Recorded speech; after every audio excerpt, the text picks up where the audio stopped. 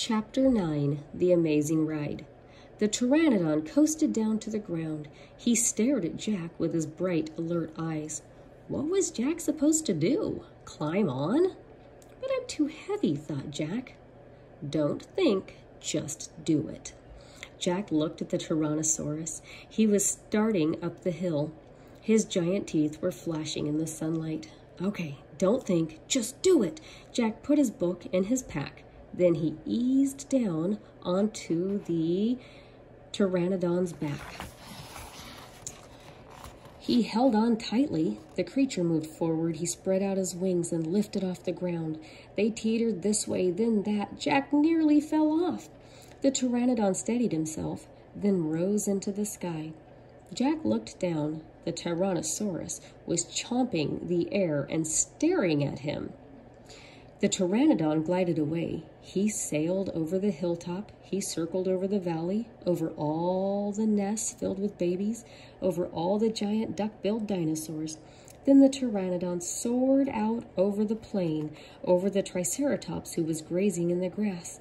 It was amazing. It was a miracle. Jack felt like a bird, as light as a feather.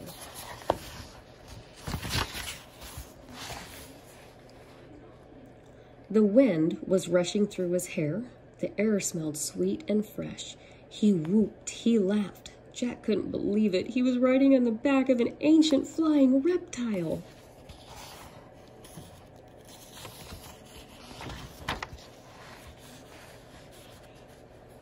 The pteranodon sailed over the stream, over the ferns and bushes. Then he carried Jack down to the base of the oak tree, where they came to a stop. Jack slid off the creature's back and landed on the ground. Then the pteranodon took off again and glided into the sky. "Bye, Henry," whispered Jack. "Are you okay?" Annie shouted from the treehouse. Jack pushed his glasses into place. He kept staring up at the pteranodon. "Jack, are you okay?" Annie called. Jack looked up at Annie. He smiled. "Thanks for saving my life," he said. "That was really fun." "Climb up," said Annie.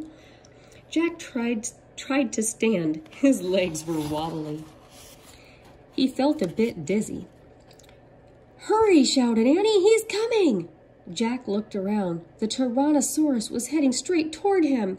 Jack bolted to the ladder. He grabbed the sides and started up. "Hurry, hurry!" screamed Annie. Jack scrambled into the treehouse. "He's coming toward the tree!" Annie cried. Suddenly, something slammed against the oak tree. The treehouse shook like a leaf. Jack and Annie tumbled into the books. "Make a wish," cried Annie. "We need the book, the one with the picture of Frog Creek," said Jack. "Where is it?" He pushed some books aside. He had to find that book about Pennsylvania. There it was. He grabbed it and tore through it, looking for the photograph of the Frog Creek woods. He found it. Jack pointed to the picture. "I wish we could go home," he shouted. The wind began to moan, softly at first. "Hurry," Jack yelled. The wind picked up.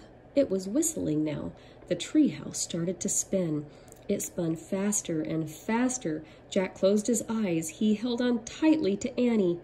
Then everything was still. Absolutely still. Next is Chapter 10.